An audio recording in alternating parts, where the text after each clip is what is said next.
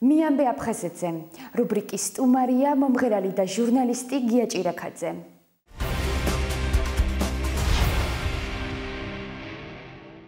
ძველი სოხუმელი შეიძლება დამერქვას. კი ვარ დაბადებული და არც უკვე დავბერდი თბილისში, მაგრამ მთელი ბავშვობა მით უმეტეს არ დადეგები ყველა სოხუმში მაქვს გატარებული. თითქმის ერთი წელი საშუალო სკოლაში, მე-6 კლასშიც იქ სწავლობდი პირველ სკოლაში, რუსთაველის სახელობის პირველ სკოლაში სოხუმში. პირველი ჩემი ჩამოსვლა იყო ომი ახალი დამთავრებული იყო 46 წელი. უჩვეულო იყო. ზღვა კი მქონდა ადრე ნანახი, მაგრამ იქ ზღვის პირზე ცხოვრება, დაკვირვება, პირველი თევზაობა, ეს ყველაფერი ბავშვისთვის განსაკუთრებით ძალიან ბევრს ნიშნავს. შემდეგ 59 წელს დედა სამუშაოდ გადავიდა სოხუმში და თითქმის აქამდე სადამ გარდაიცვლებოდა იქ ცხოვრობდა, ბოლო 2 წელიწადი თბილისში გაატარა. მუშაობდა ესე იგი სახელგამში. კარგი ჟურნალისტი იყო, ლეილა დადიანი ალბათ სოხუმელებს ყველას ახსოვს. ბავშვობის წლებშიც იქ ცხოვრობდი, ოღონდ მამიდა ცხოვრობდა ჩემი ლაკობას ქუჩაზე, ეზოში გამოდიოდა ძველი დრამატიული თეატრის კულისები და აი მსახიობები იმ ეზოში გამოდიოდნენ ხოლმე შესაძლებლად. ასე რომ ყველა სპექტაკლი იქ მქონდა ნანახი, მაშინ ახალი დამთავრებული იყო ომი და 2 დასი იყო, ქართული და რუსული. მერე აფხაზური დასი შეიქმნა. მერე გაიყო და თეატრების სხვადასხვა შენობაში გადავიდნენ. მაგრამ ყოველთვის მაინც აქტიური მაყურებელი ვიყავი, ეს გასაგებიც არის, ჩვეულებრივი უნდა იყოს. ვიმეორებ, რომ თეატრის ეზოში გავიზარდე, ასე შეიძლება ერქვათ. სალომე ყანჩელი იყო ჩვენი კარის მეზობელი, ისიც ცნობილი მსახიობი და მაშინ სოხუმის თეატრში მუშაობდა, მაშინ მისი მეუღლეც იქ მუშაობდა როგორც არქიტექტორი. კარგად მახსენდება, მაშინ ახალი შემოსული იყო ველოსიპედების გაქირავება. ჩვენ ახალგაზრდებს რასაკვირველია ყველაზე მეტად ეს ტრანსპორტი გვაწყობდა და დავდიოდით უკვე გუმისთაზე, იმიტომ რომ აქეთ სიცხე იყო და იქ უფრო გრილი წყალი იყო. მე რაღაც დაგიმალვდი და საკეიფოთაც იქ ჯობდა ბურბარილის გაშლა გარეთ, საქალაქ გარეთ პიკნიკი, ასე რომ ბევრი მოგონება არის კარგი და სასიამოვნო. თითქმის ყველა სეზონზე ჩვენთან სტუმრობდა გურამ დოჩანაშვილი, მისი ბებია მერი კორძაია, გურამი ბატონი დედით ემხვარია, მოგეხსენებათ და ასე რომ ჩვენ იქ ძალიან კომფორტულად გრძნობდით თავს.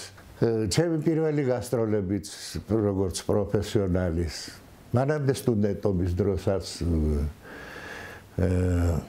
პოლიტექნიკური ინსტიტუტის ორკესტრში ავიდგე მეფეხი და ის ორკესტრით ჩადიოდა ხოლმე სოხუმში, მაგრამ მერე ვიყო უკვე ჩემი მრავალი წლის მუშაობა სახელმწიფო ორკესტრში, რეროში, სადაც კონფერენციები, კლავიშოუმენი, მომღერალი, მოცეკვავე.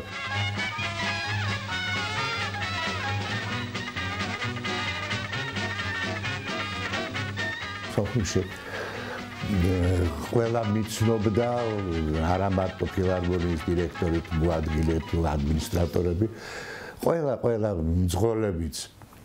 იმიტომ რომ ხშირად მე სოხუმში თუ ქონდა კონცერტი, აუცილებლად გასვლითი კონცერტი გაგრაში უნდა ყოფილიყო. იქ ალეშა გიგიბერია გველოდებოდა ხოლმე და ბევრი კონცერტი მაქვს ჩატარებული სოხუმში, გაგრაში, ბიჭვინთაშიც.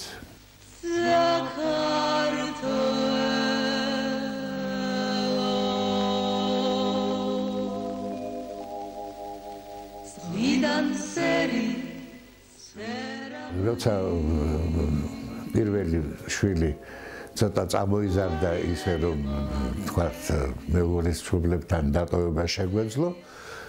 გადავწყვიტეთ რომ ასეთი კომფორტი მოგვეწყო ერთმანეთისთვის და ბავშვის გარეშე წავსულიყავით დაგვესვენა.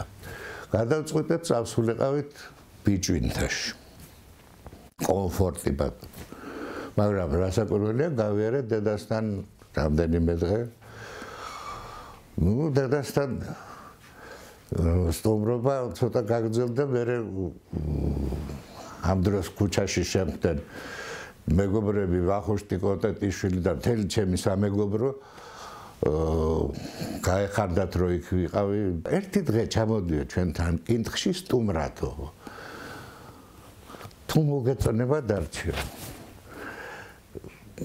ჩავდიო და ნახე რომ იქ ევკალიპტების ჭრილში პირდაპირ პლაჟზე კარვებში ცხოვრობდნენ და შესანიშნავად გრძნობდნენ თავს.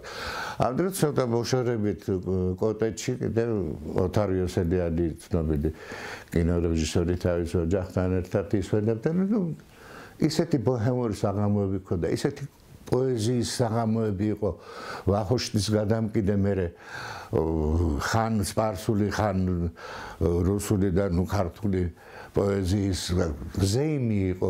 რამდენიმე კაცი მერე იქ ღეროდით და არც ისე ცუდად და მოკლედ დიდებული საღამოები იყო და მითხრეს რომ საათ უნდა წახვიდე აქ ოფნას მართლა დამიჯდა ჭკუაში წავედი მერე სოხუმში ჩამოვიტანე ეს კარავი და მთავარი იყო რომ ღამე გვეძინა მე და ჩემ მეუღლეს იმ კარავში თორემ დღე და მთელი საღამო და რა ვიცი აი ესე თან ნადირობდნენ წყალქვეშა თოფები ჰქონდათ ჩვენ მეგობრებს და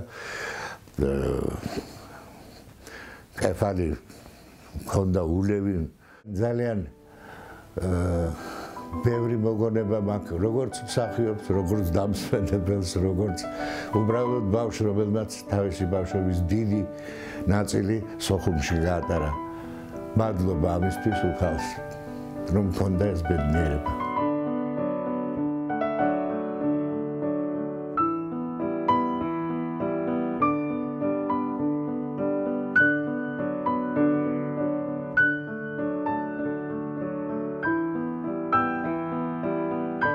ძალიან მენატრება სოხუმი, ძალიან მინდა სოხუმის ნახვა და დამბორძგლო. მიყვარს არაჩვეულებრივად. აი როგორც შეიძლება ბევრ სოხუმელს შევეჯიბრო აი ამ სიყვარულში. მე ძალიან დიდი იმედი მინდა გამოთქვა, რომ ისევ იქნება ის აფხაზეთი.